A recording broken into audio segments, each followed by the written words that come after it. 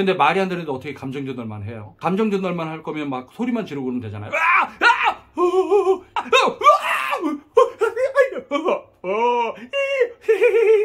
이런 거 하면 되는 거잖아요. 근데 인간은 말을 한단 말이에요. 말을 하는데 감정이 전달되려면 이 말이 전달되는 가운데 감정이 얹어져야 되는 거죠. 근데 말도 안 되는데 자꾸 감정만 전달하려고 하니까 그 감정 전달에 대한 강박관념 때문에 말이 파괴해야 되는 거죠. 일상에선 뭐 이 사람의 말이 안 들리면 잠깐만 너 뭐라 그랬어? 뭐라고? 아 그랬구나. 말을 못 알아들으면 다시 물어보면 되잖아요. 근데 연극 무대에서 배우가 공연을 하는데 배우의 대사가 안 들렸어요? 그럼 저 잠시만요. 그 A라는 배우님 있잖아요. 지금 대사한 거 이렇게 보니까 제가 잘 안 들렸는데 다시 한번 해주고 넘어가시죠. 예. 내가 내용이 파악이 안 되면 드라마가 이해가 안 되니까 이럴 수는 없잖아요.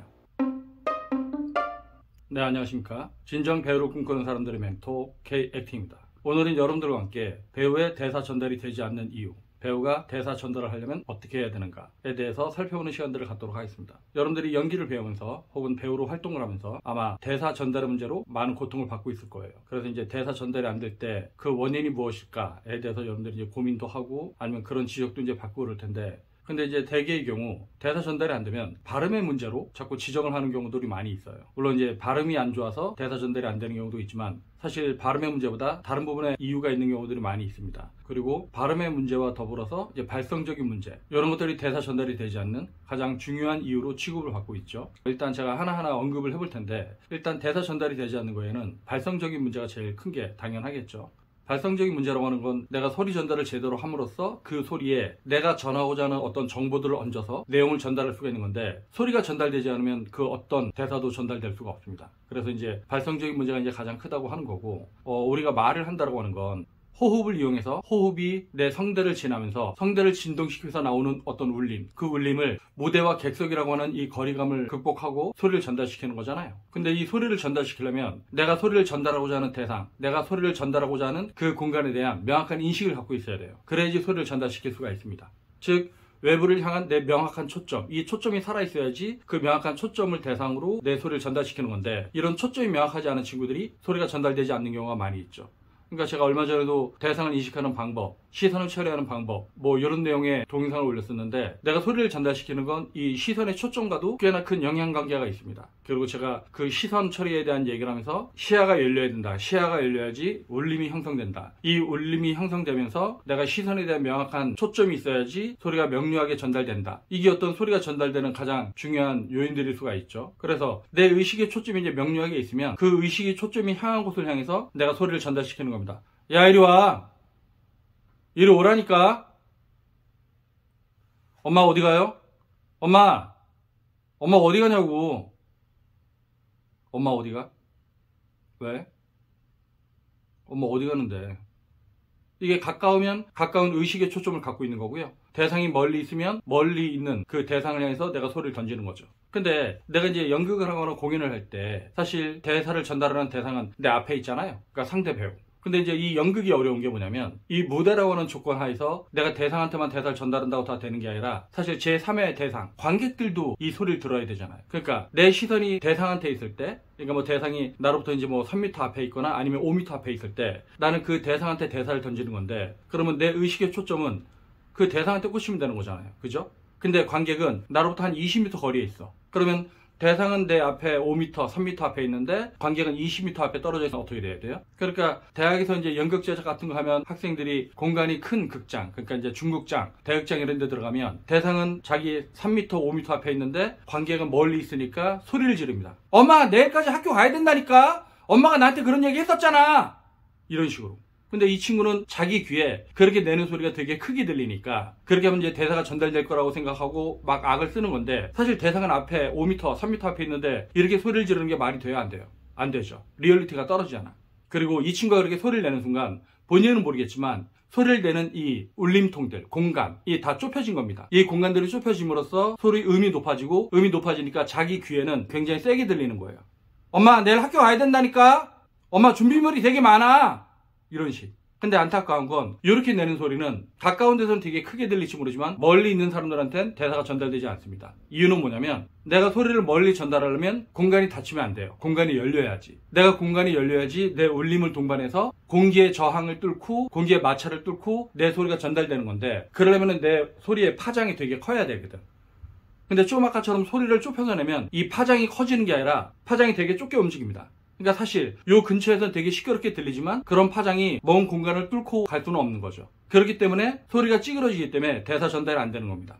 그러니까 대학극에서 이제 소극장 공연 같은 경우는 모르겠지만 중극장 이상의 어떤 규모로 갔었을 때 내가 소리를 열고 말을 해서 내가 자연스럽게 말을 하는데도 관객들한테 잘 들리게끔 해야 되는데, 이런 친구들이 이제 극장에 딱 가면 무대 천장도 되게 높고요. 층고가 한 5m, 6m 이렇게 나오니까, 그리고 객석도 되게 머니까 그 공간에 압도돼요. 그 공간에 압도되니까 어떻게 돼요? 자기가는 대사를 전달한답시고 소리를 되게 찌그러뜨리죠. 이놈의 늙은이가 웬 말이 이렇게 많아? 이런 팔싹둥이 같은 년하고 이런 식. 이렇게 내는 소리가 내 귀에는 되게 세게 들려요. 근데 이런 소리는 공간을 뚫고 전달되는 힘이 약하다. 그래서 이놈의 늙은이가 웬 말이 이렇게 많아? 이런 것보다는 이놈의 늙은이가 웬 말이 이렇게 많아? 아, 이런 팔싹둥이 같은 년하고. 이렇게 내가 소리를 열고 내게 되면 본인은 불안해하겠지만 내 울림통을 동반하고 소리가 나오기 때문에 그 소리는 멀리 가죠. 물론 지금 내가 내는 소리가 이 카메라에 녹화가 될 때 제가 원하는 만큼 다른 소리의 질감으로 녹화될지는 잘 모르겠지만, 근데 어쨌든 이게 열린 소리와 닫힌 소리가 달라요. 그러니까 여러분들이 무대에서 극장에서 대사 전달이 되지 않는 이유 중에 가장 큰 것 중에 하나는 바로 이 발성력이다. 그러니까 닫힌 소리로 소리를 내느냐 아니면 열린 소리로 내느냐, 즉 울림을 동반하고 내느냐 아니면 울림이 없는 내 귀로 듣기에 센 소리만 내느냐, 이런 차이죠. 그러니까 제가 이제 중앙대학교 이런 데서 하면은 중앙대학교 아트센터 대극장이 한 800석 규모 정도 되거든요. 그러니까 무대에서 객석까지가 좀 꽤 깊어요. 그거를 육성으로 대사 전달하려고 하면 애들이 극장에 가면 자꾸 이제 악을 써요. 악을 쓰면 그 대사가 객석 끝에까지 전달이 되지 않는데 애들은 심리적인 중압감을 받으니까 자꾸 그렇게 소리내 버릇하는 거죠. 그래서 제가 이제 연극 제작의 지도 기술을 첨가할 때는 학생들한테 절대 그렇게 악을 쓰게끔 하지 않거든요. 그냥 편하게 올려서 내라. 너를 믿어라. 네가 오히려 소리를 지르려고 하면 할수록 대사 전달이 안 될 것이다. 그래서 저는 학생들이 이제 무대에 올라가면 그 공간에 압도돼서 소리를 갖다 자꾸 쪼이려고 할 때 오히려 자꾸 이제 편하게끔 하고, 제가 객석 뒤에까지 가서 학생들이 소리를 내는 걸 이제 측정하고, 야, 그 정도 소리만 내도 충분히 대사 전달되니까 너무 쫄지 말고 자연스럽게 해 라고 이제 안심을 주죠. 그래서 이제 그 학생들이 그 믿음을 갖고 무대에 올라가기 때문에 대사 전달이 되는 거거든요. 그래서 어쨌든 이제 대사 전달이 안 되는 것 중에 하나가 소리 전달의 문제인 경우가 있는데, 이런 것들은 사실 이제 극장에서 벌어지는 것들이고, 그러니까 무대는 이 무대와 객석 간의 거리감이 있기 때문에 이 공간을 투과하는 소리의 전달력이 있어야 됩니다. 그래서 이제 무대 배우들은 이제 거기에 대한 훈련들을 하는 거고, 근데 카메라 연기의 경우는 요거랑 좀 이제 다르죠. 카메라 연기의 경우는 이런 소리의 전달력보다 더 중요한 게 목소리 톤의 문제예요. 톤. 그러니까 내가 어떤 톤으로 얼마나 안정적으로 소리를 낼 수 있는가. 근데 이게 무대 연기와는 다르게 소리 전달력 같은 건 크게 중요하지 않다고 할 수 있지만, 그럼에도 불구하고 내가 열린 소리로 대사를 하느냐 내가 닫힌 소리로 대사를 하느냐, 요건 서로 되게 비슷한 부분이 있습니다. 그러니까 일상적으로 소리를 열지 못하고 말을 하는 친구들은 카메라 앞에서도 소리를 닫습니다. 소리를 닫는다고 하는 건 뭐냐면 내가 말을 할 때 턱관절이 부지런하게 움직여야 되고요. 그리고 입술 근육도 부지런하게 움직여야 됩니다. 그리고 혀도 부지런하게 움직여야 되죠. 그리고 여러분들 입 안에 혀 끝으로 입천정을 만져보면은 윗니 뒤쪽으로 쭉 타고 혀 끝으로 만져보세요. 그러면 딱딱한 입천정이 있죠. 거기를 우리가 이제 경구개라고 하고, 그리고 딱딱한 입천정을 지나가면 부드러운 입천정이 나올 거예요. 그 부드러운 입천정을 우리가 연구개라고 합니다. 그러니까 부드러울 연자 써서 연구개. 입 안에 연한 근육의 천장, 이런 뜻이 되겠죠. 그러니까 소리가 열리려면 그 연구개가 위로 올라가야 돼요. 그리고 연구개가 올라가면 혀뿌리가 내려옵니다. 그래서 입 안에 동굴이 열려요. 이런 식으로.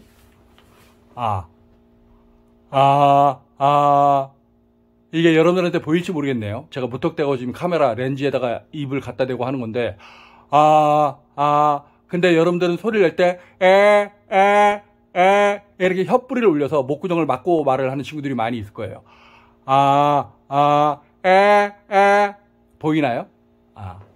그래서 여러분들이 말을 하거나 소리를 낼 때 그 연구개와 혀뿌리가 열려 있어야 된다. 그리고 이 공간이 열려 있어야지 혀가 부지런하게 움직이면서 발음도 명확하게 되고 목소리 톤도 안정적이 되는데, 여러분들이 그 부분을 닫아버리면 소리 전달력이 현격히 떨어지죠. 이거는 뭐 무대 연기를 하거나 아니면 카메라 연기를 하거나 모두 공통적으로 벌어지는 문제입니다. 좀 아까 제가 무대 연기를 할 때 이놈의 늙은이가 웬 말이 이렇게 많아 할 때 이 친구는 목도 되게 쪼이고요, 구강 안쪽도 되게 협착을 시킨 거예요. 협착을 시켜서 센 소리가 나오게끔 했던 거죠. 근데 이렇게 내는 소리는 자기 귀에는 세게 들릴지 몰라도 바깥으로 소리가 전달되는 거는 닫아버리는 소리가 되는 거예요. 그래서 제가 이걸 닫힌 소리라고 하는 거고. 근데 이제 배우는 항상 열린 소리를 내야 되는 거죠. 열린 소리를 내게 되면은 여러분들이 무대에 있거나 아니면 카메라 앞에 있거나 굉장히 자연스러운 가운데 대사 전달을 할 수가 있는 거죠.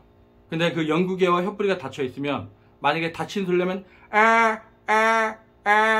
근데 이런 가운데 입 앞쪽도 안 열면 근데 여기에 또 소리 에너지도 없으면 이렇게 매가리는 소리를 내게 되는 거죠. 근데 내가 입 앞도 열고 구강 안쪽도 열고 그리고 후두부도 개방하고 가슴도 열고 마음도 열고 호흡도 열고 소리도 열고 이렇게 자꾸 여는 거예요. 소리들을. 이 소리를 열어야지 마음이 열리고 마음이 열려야지 소리 전달도 명확하게 됩니다.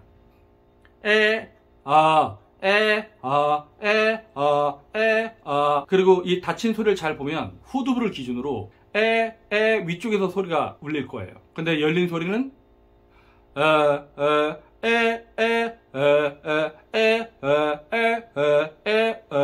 그리고 여러분들 중에 관찰력이 뛰어난 사람들은 제가 소리를 낼 때 이 후두부 안에 성대가 있는 건데 이 성대의 움직임이 제가 할 때는 올라가죠.